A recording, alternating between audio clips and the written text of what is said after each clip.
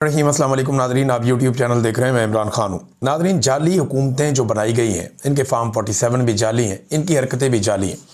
और जब कोई ऑर्गेनिकली काम करता है या कोई ऐसे काम करता है जैसे असली काम होता है तो इन्हें तकलीफ़ भी बहुत होती है और वो दिखाई भी दे रही है।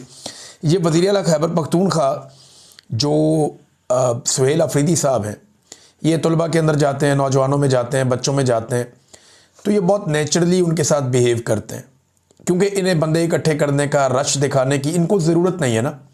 पब्लिक इनके साथ है बहुत बड़ी तादाद में, तो इन्हें इस बात का एहसास कमतरी नहीं है कि 4 बंदे इकट्ठे हो जाएं, मैं फटाफट एक एंगल से तस्वीर बनाऊं, कोई बच्ची भागती हुई आए मेरे गले लगे। ये सारी चीज़ें इन्हें करने की ज़रूरत नहीं है ना, जो मरीम नवाज़ साहबा करती हैं, या कोई बच्चा भागता हुआ है वो आके मेरे गले लगे। इन्हें ये करना नहीं पड़ता। लोगों के जज्बात है, लोग मिलते हैं, लोग रोना शुरू हो जाते हैं। मुझे यहाँ ओवरसीज़ मिलते हैं, वो यहाँ रोते हैं लोग इमरान खान के लिए, पाकिस्तान के लिए। वो हमेशा ये कहते हैं कि पाकिस्तान की जो मिलिट्री एस्टेब्लिशमेंट है वो हमारे ऊपर, पाकिस्तानियों पे बहुत जुल्म कर रही है। वो ये कहते हैं कि पाकिस्तानी इंशाल्लाह एक दिन जान छुड़वा लेंगे और वो इसके लिए दुआएं भी करते हैं। तो एक तरफ एक पॉलिटिकल पार्टी है जो बहुत मकबूल है, उसे ड्रामे करने की ज़रूरत नहीं है। दूसरी तरफ पॉलिटिकल पार्टी है, वो बेचारे कभी यहाँ ड्रामा बनाते हैं, कभी वहाँ ड्रामा बनाते हैं, कभी यहाँ एक्टिंग करते हैं, कभी वहाँ एक्टिंग करते हैं। तो उन्होंने टिकटॉक बना बना के अपनी इज्जत बहाल करने की कोशिश की, लेकिन हुई नहीं। अब वज़ीर आला खैबर पख्तूनख्वा पेशावर में बच्चियों के साथ वो कन्वोकेशन था, उसमें वो बच्चियों को उनकी जो असनाद हैं और इनाम उनको दे रहे थे, मेडल्स वगैरह। तो एक बच्ची ने अपने वालिद को पुकार लिया ना कि मैं अपने बाप को बुलाना चाहती हूँ, बुला लो। बल्कि जब वो बच्ची गई तो सुहेल अफरीदी खुद चले गए, वहाँ जाके उन्होंने रिसीव किया बच्ची के वालिद को, लेकर आए उसे, और फिर मेडल भी उसे ही दे दिया कि आप अपनी बेटी को खुद मेडल पहनाएं। वो बच्ची की आंखों में आंसू थे, उसका बाप भी बहुत खुश था, लेकिन उसके बाप का कॉन्फिडेंस देख के मुझे बड़ी खुशी हुई। यानी मुझे ऐसा महसूस हुआ कि उसे लगा कि उसका अपना कोई आदमी है जो वज़ीर आला। यानी ये महसूस ही नहीं हुआ कि कोई, यानी यहाँ तो लोग कांपना शुरू हो जाते हैं ना, बहुत अजीब तरीके से रोना पिटना शुरू कर देते हैं। यानी शरीफ खानदान का किसी को हाथ लग जाए तो वो समझते हैं पवित्र हो गए। ये इन्होंने तो इस तरह का एक अछूतों वाली सूरत हाल बनाई ना अपने कारकुनों के साथ। यहाँ मैंने ऐसा भी देखा है, कारकुनों को कुट पड़ गई है मियाँ साहब के गार्डों से, और वो बाद में बड़े फ़ख्र से बताते हैं मियाँ साहब के गार्डा ने कुटे थे, बरकतें ही बरकतें ने। इस किस्म की भी मैंने हरकतें देखी हैं। बाद में बिरयानी की प्लेट के ऊपर सीधे हो जाते हैं। तो ये एक शऊर है जो इमरान खान साहब लेकर आए पाकिस्तान की पॉलिटिक्स में, और इमरान खान ने एक डिफरेंट पॉलिटिक्स की। वो बहुत नेचुरल आदमी है। यानी मुझे अच्छी तरह याद है 2010 की या 9 की बात है, गालिबन 9 या 10 की बात है। इमरान खान साहब ने ना ये एक दौरा रखा सेंट्रल पंजाब का। इसमें वो शेखुपुरा, मुरीद के, लाहौर, कसूर, इन इलाकों में उन्होंने एक दौरा किया था 1-2 दिन लगा के। तो उसमें जो हमारा पाकिस्तान तहरीक इंसाफ को कवर करता था जर्नलिस्ट, वो छुट्टी चला गया और उसकी जगह पे मेरी ड्यूटी लग गई।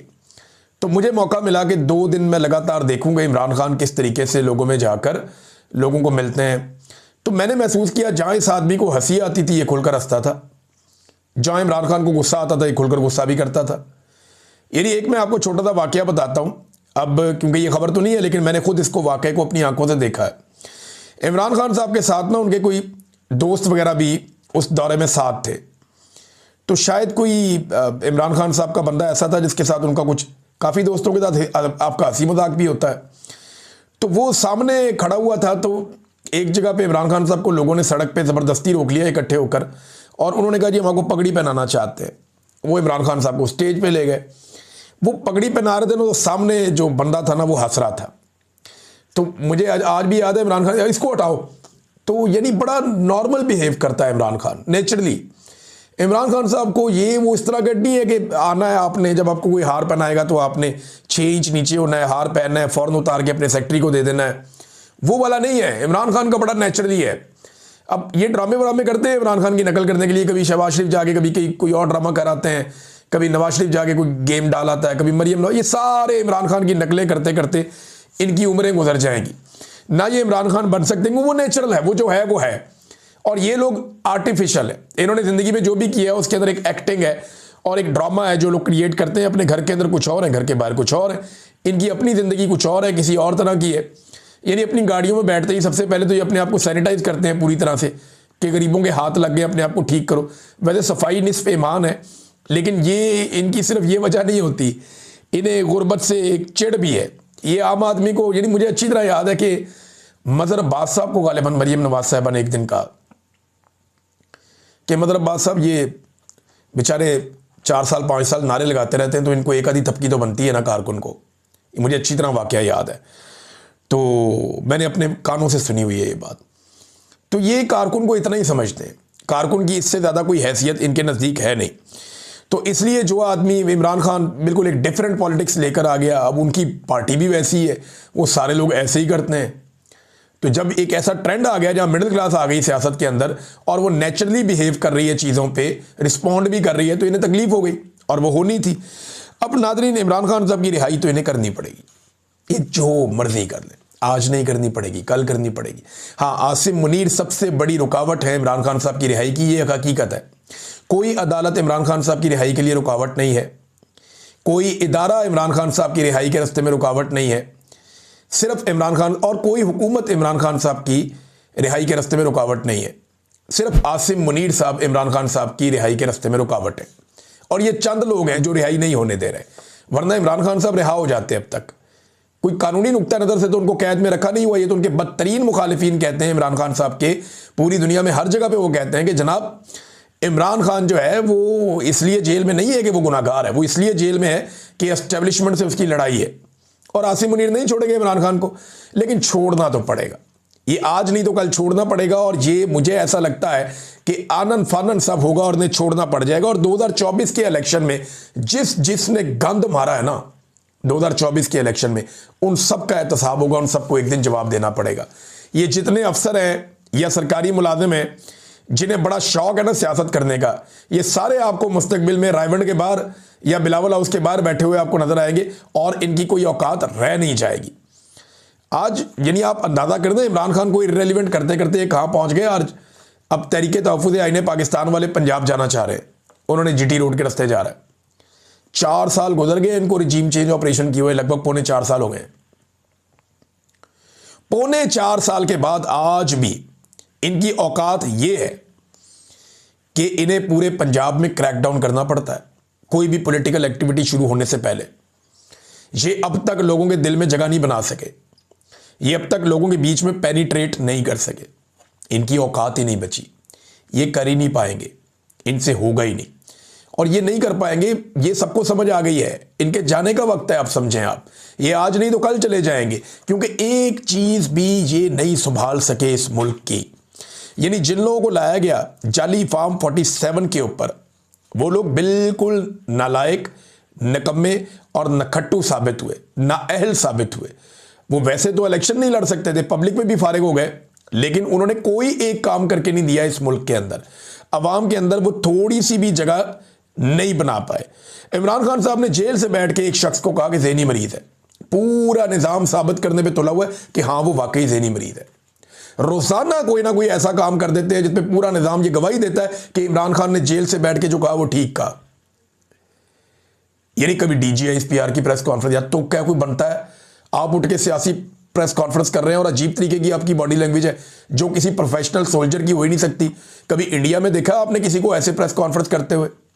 कभी बांग्लादेश में देखा किसी फौजी को ऐसे प्रेस कॉन्फ्रेंस करते हुए? कभी आपने अमेरिका में, यूरोप में, बरतानिया में, इवन आपने कभी यहां पे ईरान के अंदर देखा है ऐसी प्रेस कॉन्फ्रेंस करते हुए? कोई डेकोरम होता है, कोई रिस्पेक्ट होती है, कोई एक सोल्जर की बॉडी लैंग्वेज होती है। आज़रबाईजान की मिसाल ले लें, आप दुनिया के किसी मुल्क की मिसाल ले लें, कहीं पे आपको इस किस्म का कोई फौज का तर्जुमान आपको प्रेस कॉन्फ्रेंस करता हुआ नहीं दिखेगा जैसी प्रेस कॉन्फ्रेंस ओपन पाकिस्तान के अंदर हो रही है। बहरहाल ये टके का काम नहीं कर सके और अब एक दूसरे पे मड स्लाइडिंग, यानी हम तो गंदे हो गए, दूसरों को भी गंदा करो।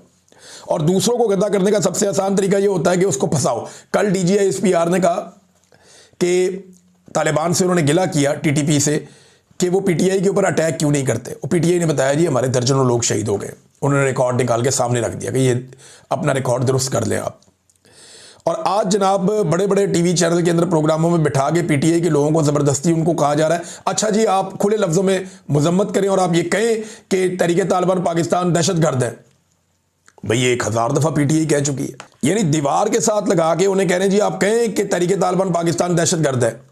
इधर से उन्हें फौज भी मार रही है, उधर से उन्हें तालिबान भी मार रहे हैं, वो बीच में पिसे हुए हैं। और उनको बैठा के टीवी चैनल के ऊपर एंकर्स कह रहे हैं कि जनाब तुम कहो कि ये दहशतगर्द है और वो भी दहशतगर्द और ये भी है। तो उस पर उसने जवाब बहुत ठीक दिया शफीउल्लाह जान ने। उसने ये बार बार कहा कि टीटीपी समेत हर वो गिरोह या हर वो तबका जो रियासत के खिलाफ हथियार उठा लेता है वो सारे दहशतगर्द हैं। उसने टीटीपी को भी रगड़ा दिया, बाकी सबको भी दिया। कोई गुड तालिबान कोई बैड तालिबान नहीं है। ये नहीं हो सकता कि आप तालिबान के एक हिस्से को कहें ये गुड तालिबान है, ये जब पकड़े जाएंगे हम इनको छुड़ा कर ले जाएंगे। ये फौजियों ने बताया, रिटायर फौजियों ने बताया, या बरतानिया में एक रिटायर फौजी उन्होंने बताया। उन्होंने कहा जी वो हमने ऑपरेशन करके पकड़े तालिबान, कोई दहशतगर्द हमने पकड़े, हमसे छुड़वा के बाद में वो एजेंसियां छुड़ा के ले गई। हम अपनी जान पे खेल के पकड़ते, वो छुड़ा के ले गए और वो हम पे गोलियां चला रहे थे, हमें मार रहे थे। ये बार बार इस तरह की खबरें अंदर से आ रही है, हम तो नहीं दे रहे, इदारे के लोग बता रहे हैं, हम तो ये नहीं बता रहे। और ये अली अमीन गंडापुर ने बताया, खैबर पख्तूनख्वा की पुलिस ने बताया, बार बार बताया। मसला ये है कि खैबर पख्तूनख्वा के लोग, खासतौर पे कबायली, वो ये समझते हैं कि तालिबान का एक जत्था, एक ग्रोह और पाकिस्तान की एस्टेब्लिशमेंट ये मिलकर हमारे वसाइल पर कब्जा करना चाहते हैं और हमें एक मरतबा फिर हमारे घरों से दरबदर करना चाहते हैं। इनकी मईशत तो चल जाएगी, हमारा बहुत ज़्यादा नुकसान हो जाएगा। अभी अगर पीटीआई अनाउंस कर देना कि वो कोई मार्च करने जा रहे हैं, ये सारे शहर खुद ही कंटेनर लगा लगा के बंद कर देंगे। आज भी इनकी ये औकात है कि इमरान खान साहब के एक स्टेटमेंट से या एक बात से ये इतने खौफजदा हो जाते हैं और पल्ले इनके कुछ नहीं है। इन्होंने पाकिस्तान की हालत क्या की है, ये पौने 4 साल जो है ना, ये नाकामी की एक दास्तान है। पॉलिश के अलावा इन्होंने हर शोबे के अंदर बदतरीन कारकर्दगी दिखाई है। पहले ये कहते थे ये सी पैक गेम चेंजर है, बड़ा लंबा अरसा इन्होंने कौम को 20 साल इन्होंने सी पैक का चूना बेचा। इन्होंने कहा जी game changer game changer game changer, और गेम चेंजर तो नहीं हुआ, उसका पैसा लेकर खा गए। ऐसे मनसूबों में लगा दिया जो अब हम पूरे ही नहीं कर पा रहे। कोई ट्रेन लेके आ गया ऑरेंज, अब उसका हर महीने पैसे देने पड़ते हैं। कोई जंगला बस लेके आ गया, उसके पैसे देने पड़ते हैं। कोई लेकर आ गया जनाब कोयले का पावर प्लांट लगाएंगे, उसने आलूदगी करके बेड़ा गर्क कर दिया सारे माहौल का। कोई कमीशनें खा गया। इन्होंने वो तबाहियां फेरी, ऐसे प्रोजेक्ट लेकर आए जो बिल्कुल कमाई करके नहीं दे रहे थे। तो उससे क्या हुआ कि इन्होंने जो चाइना से पैसा मिला उसको अल्लल्ले तल्लल्लों में इन्होंने ज्यादातर उड़ा दिया। अब जनाब पहले कहते थे सी पैक गेम चेंजर है, जब उसको तबाह बर्बाद कर दिया तो अब कह रहे हैं जी माइंस एंड मिनरल्स का जो बिल आ रहा है ना, ये गेम चेंजर है। यानी अब हम पाकिस्तान के जितने मादनियात हैं, मादनी ज़खायर हैं, वो बेचेंगे हमारे लिए, ये गेम चेंजर है। हद हो गई वैसे इनकी भी। पाकिस्तान के पास वेनेजुएला से ज़्यादा तो मादनियात नहीं है ना, हमारे पास ज़्यादा ज़खायर उनसे ज़्यादा तो नहीं है ना। उनकी तो गेम चेंज नहीं हुई, तो हमारी मादनियात से गेम कैसे चेंज हो जाएगी? गेम चेंज पता कैसे होएगी? गेम चेंजर बैठा हुआ है अडयाला जेल में, उसको बाहर निकालो। जो नजरिया इस वक्त उसने अपनाया हुआ है ना, वो नजरिया है पाकिस्तान का गेम चेंजर, कि सारे इदारे अपना अपना काम करें, आइन की सरबुलंदी हो, आज़ादी इज़हार राय हो, पाकिस्तान में अदलिया आज़ाद हो, पाकिस्तान में पार्लिमान की जो है वो बालादस्ती हो, पाकिस्तान में इंसानी हकूक़ का एहतराम किया जाए, रूल ऑफ लॉ होना चाहिए। ये है गेम चेंजर। ना ये गेम चेंजर होना है सी पैक से, ना ये गेम चेंजर होना है मादनियात से। अभी कोई वो वजीर दिफा कह रहे थे कि जनाब गेम चेंजर एक और भी उन्होंने बताना शुरू कर दिया। उन्होंने कहा जी हम अपने तैयारे बेचेंगे, जो जेट तैयारे चाइना के साथ मिलकर हम बना रहे हैं ना, फाइटर जेट, अब हम वो बेचेंगे दुनिया को। वो सऊदी अरब के साथ भी ये खबर आई है। वैसे ये खबर अगर हो जाता है तो बड़ी अच्छी बात है, सऊदी अरब को हमने बहुत पैसा देना है और अब ये कहते हैं कि हम तैयारों के साथ ये पैसे एडजस्ट कर लेते हैं। लेकिन सवाल एक पैदा होता है ना कि सऊदी अरब के अमेरिका के साथ बड़े शानदार ताल्लुकात हैं। सऊदी अरब और अमेरिका ऐसे हैं, वहाँ डोनाल्ड ट्रंप के साथ बेहतरीन ताल्लुकात हैं, मोहम्मद बिन सलमान के। तो क्या अमेरिका ये बर्दाश्त करेगा कि मोहम्मद बिन सलमान अमेरिकी हथियारों को छोड़कर पाकिस्तान और चाइना से हथियार खरीदें? देखें ये बड़ा ट्रिकी क्वेश्चन है, इसका जवाब अभी हमारे पास नहीं है। लेकिन अगर पाकिस्तान कामयाब हो जाता है अपने तैयारे उन्हें देने के, यानी जब तक हमारे ऊपर कर्जा चढ़ा हुआ है, हमने इतना पैसा देना है सऊदी अरब का, हमारे ऊपर उनका कर्जा है अरबों डॉलर का, तो अगर उसके बदले में कुछ तैयारे एडजस्ट हो जाते हैं तो ये होगा तो अच्छा ही। लेकिन होगा कैसे भाई? अमेरिकन अपने तैयारों के अलावा अपने गाहकों को कुछ और खरीदने नहीं देंगे। अमेरिकन सिर्फ अपना हथियार खरीदने देंगे। अमेरिका के साथ उनके दिफाई मुआहदे हैं बड़े तगड़े सऊदी अरब के। ये कहानी तो सुना दी ख्वाजा आसिफ ने, लेकिन इसकी हकीकत क्या है ये भी हम कुछ कह नहीं सकते। भारत ने एक स्टेटमेंट दिया नाज़रीन, बड़ा ही घटिया स्टेटमेंट आया भारत की तरफ। भारत ने कोई रियासत ने नहीं दिया, उनके तजियाकार बार बार ये बात कर रहे हैं। भारतीय तजियाकार कहते हैं जी जैसे वेनेजुएला के सदर को उठा के ले गया ना अमेरिका, वैसे ही हम पाकिस्तान से आसिम मुनीर को उठा के ले जाते हैं। क्यों? हलवा है, खाला जी का वाड़ा हो गया, आके यहाँ से उठाकर ले जाओगे आसिम मुनीर को? ऐसे नहीं होगा भाई। पहले अपना जो है वो जहाज़ों का मलबा उठा के ले जाओ जहाँ जहाँ पे वो गिरा हुआ है, तो जहाज़ों का मलबा उठा लो। हमें पाकिस्तान में आसिम मुनीर साहब की सियासत में मुदाखलत और आइन और कानून की धज्जियाँ उड़ाने और इंसानी हकूक़ की पामालियों पे बेशक हमें बहुत तहफ़्फ़ुज़ात हैं, बहुत गुस्सा है, लेकिन हम यहाँ करेंगे जो करना होगा पाकिस्तान के अंदर, और इंशाल्लाह हम यहाँ पे हर उस आदमी को सज़ा देंगे जो आइन तोड़ेगा, जो गद्दारी करेगा। इंडिया जरा जो है ना वो इस मामले से बाहर ही रहे, तो आओगे उठा के ले जाओगे, हम आपको कहेंगे हैप्पी बर्थडे टू यू, तो ऐसे नहीं होना। हम यहाँ सज़ा देंगे इस कौम के हर मुजरिम को।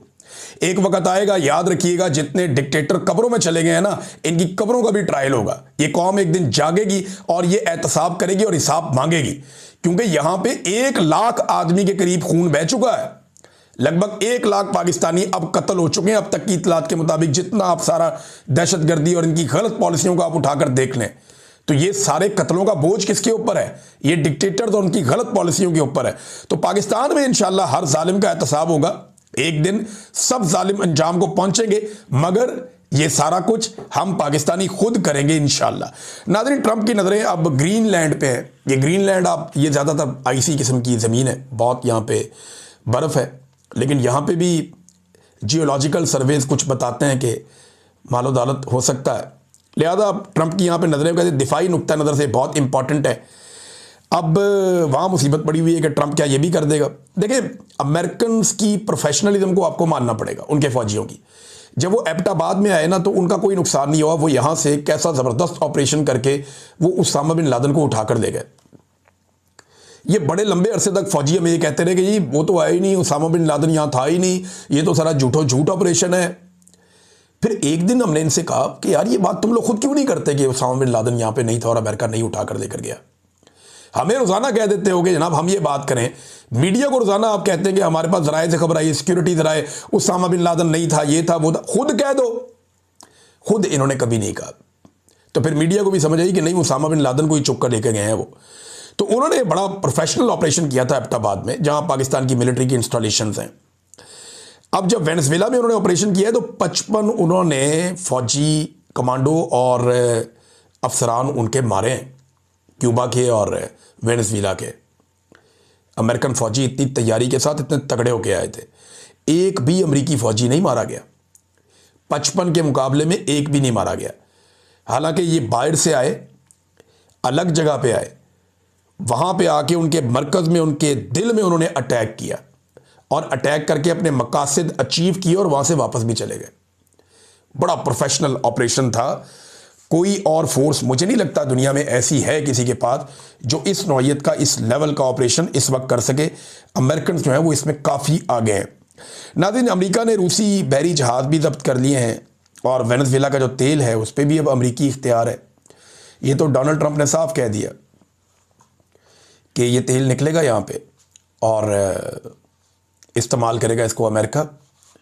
यानी तेल वेनेजुएला का इख्तियार अमेरिका का। ट्रंप के बयान के बाद पेट्रोल की कीमतों में कुछ कमी भी हुई है आलमी सतह पे। अब ये यहाँ पे जो है ना तेल की पैदावार बढ़ाएंगे और अमेरिकी कंपनियाँ इससे बराह रास्त फ़ायदा उठाएंगी और वेनेजुएला के अंदर ज़्यादा रोला नहीं पड़ेगा।